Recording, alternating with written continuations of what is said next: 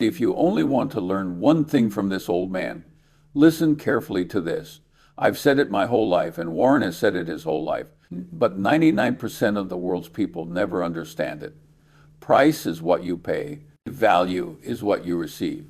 This one sentence contains more wisdom than 4 years of Harvard Business School combined. You always stare at that flashing number on the screen, thinking it's everything, excited when it goes up, panicked when it goes down, like a pack of dogs chasing a ball. I'm telling you, that number is called price, and it doesn't represent anything. It only represents the emotions of your partner, Mr. Market, today. Mr. Market is a very interesting partner, but he has some mental issues. He's extremely emotional, sometimes incredibly optimistic, trying to buy your things at ridiculously high prices. Other times, incredibly pessimistic, hysterically, trying to sell you his valuable assets at bargain prices. This guy knocks on your door every day, quoting you prices. What would you do? A normal person would buy his valuable assets at a bargain price when he's pessimistic. Sell you your less valuable assets at a foolishly high price when he's euphoric. But what do most people do? They do the opposite. They get excited and panicked with Mr. Market, letting a madman decide when to be happy and when to be afraid. This isn't investing, it's a farce. You're overcomplicating things. Charts, formulas, expert predictions. I've lived almost a century, and let me tell you, most of that is rubbish. The essence of investing, simply put, is buying something worth $1 for 50 cents. It's that simple. Your job isn't to predict the market, guess next month's interest rates, or listen to the nonsense spouted by those guys in suits on TV. Your job is to figure out what you actually own is worth. That's value. Value is not price. They are completely different things. Price is the result of the market's daily vote, filled with human greed, fear, and folly. Value, on the other hand, is the discounted value of all the cash an asset can generate for you over its future lifespan. That might sound a bit convoluted, so let me put it another way. Value is how much money a company or a piece of land you buy will ultimately bring into your pocket over its remaining lifespan.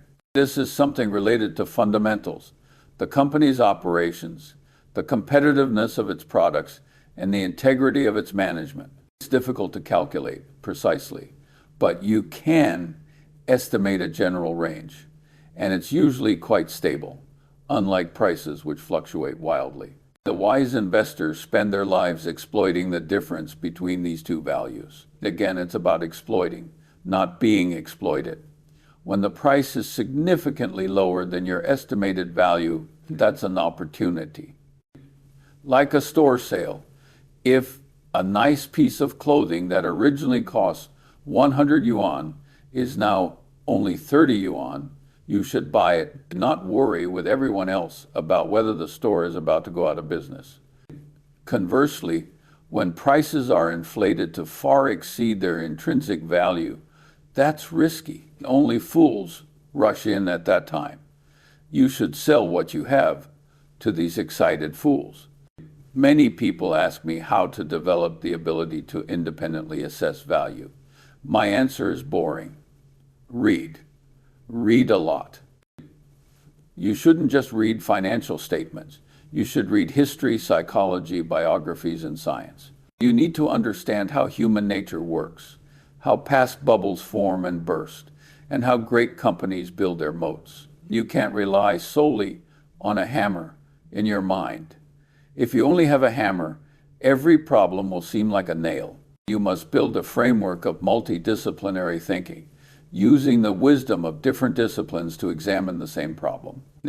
Only then can you see through the essence of things, instead of just seeing the superficial price. I've seen too many intelligent people with extremely high IQs, yet they're as foolish as donkeys when it comes to investing.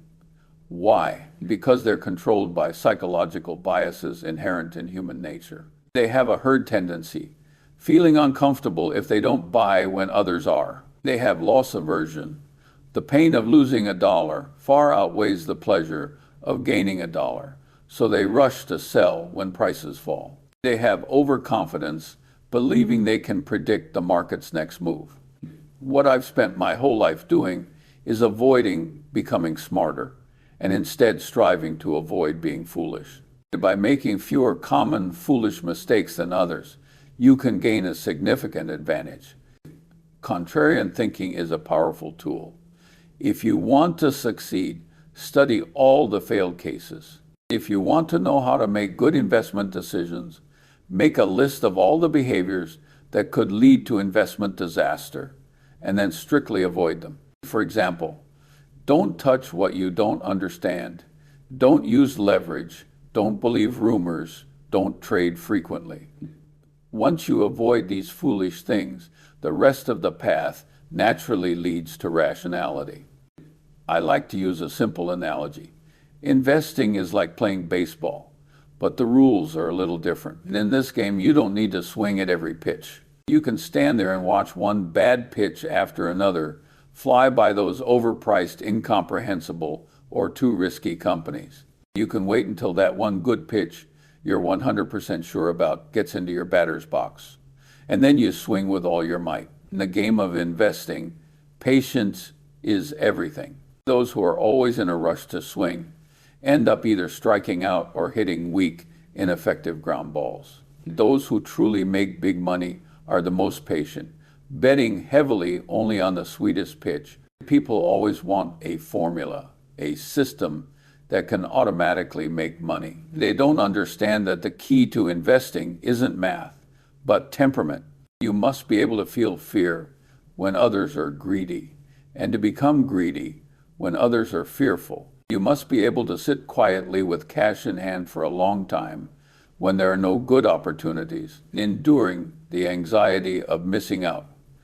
Cash is a useless asset in many people's eyes, but in my view, cash is the option, the only ammunition that allows you to calmly buy when the market crashes and opportunities abound. Stop letting market noise define the value you perceive. A good company doesn't become a bad company just because its stock price drops by 50% in 6 months. Similarly, a mediocre company doesn't become a great enterprise just because it rides a wave and its stock price triples. Price is a lie.